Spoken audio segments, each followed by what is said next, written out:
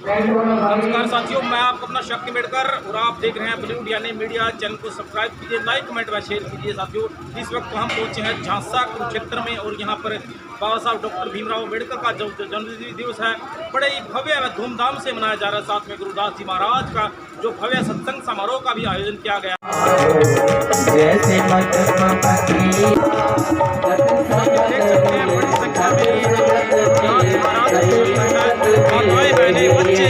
कितनी भव्य विशाल मूर्ति दीवानगी की तस्वीरें हैं, देख सकते हैं। माताओं बहनों की जो संख्या है, बड़ी संख्या में माताओं बहनों इस कार्यक्रम में शिरकत की है। और ये महिला जागृति की जो तस्वीर है, जो माताओं बहनों की बहुत बड़ी संख्या में शिरकत करना इस बात की गवाही देता है कि माताओं बहनों में गुरुदास जी महाराज को लेकर बहुत जागृति है, विशाल ये नजर आती।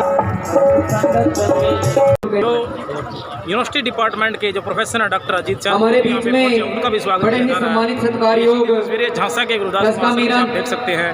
क्या कहना चाहेंगे बाबा साहब की जयंती के बारे में? 134वीं जयंती है बाबा साहब की जयंती है और बाबा साहब की जयंती का एक ही उद्देश्य होता है, श्री सूरजभान जी सरपंच ग्राम पंचायत अजराना कला हमारे बीच में पहुंचे हैं। ये लोग शिक्षित होकर के अपने आप को अजराना कला नहीं चेतन करें और सारे इकट्ठे रहें।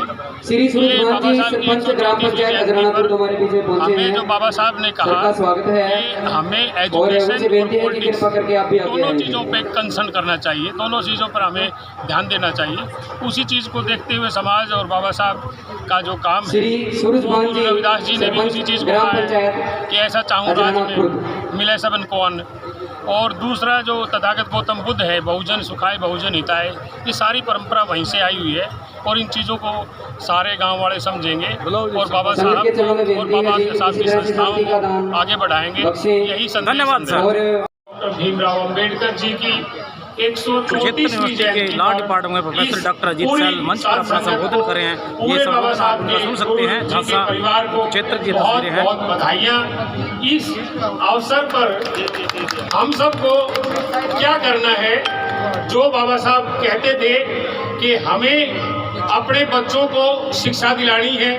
और आप तो बड़े खुशनसीब हैं कि आपके बिल्कुल थोड़ी सी दूर पे ही जिसको विश्वविद्यालय बोलते हैं, यूनिवर्सिटी बोलते हैं, वो कुरुक्षेत्र एक हरियाणा की सबसे लीडिंग यूनिवर्सिटी बनी हुई है। आप अपने ज़्यादा से ज़्यादा बच्चों को पढ़ा करके यूनिवर्सिटी एजुकेशन जरूर दिलाएं, ताकि बाबा साहब के कहे हुए शब्दों को वो बच्चे अपने जीवन में ढाल पाएं और उनको आगे ले जाने के लिए बाबा साहब की जो क्रियाकलाप थे, जो बाबा साहब के कहे गए जो काम थे, उनको पूरा करने के लिए वो आगे बढ़ें और इस देश को, इस समाज को उच्च तरक्की तक ले जाएं और बाबा साहब की तरह ही वो देश नहीं विदेशों में भी अपना नाम करें। ऐसी एजुकेशन के लिए हम सब का आह्वान करते हैं कि यूनिवर्सिटी की तरफ अपने बच्चों को भेजिए, हायर एजुकेशन की तरफ अपने बच्चों को भेजिए, उन्हें प्रोफेसर बनाइए, उन्हें डॉक्टर बनाइए, उन्हें इंजीनियर बनाइए, उन्हें एमपी और एमएलए बनाइए। इस तरह की शिक्षा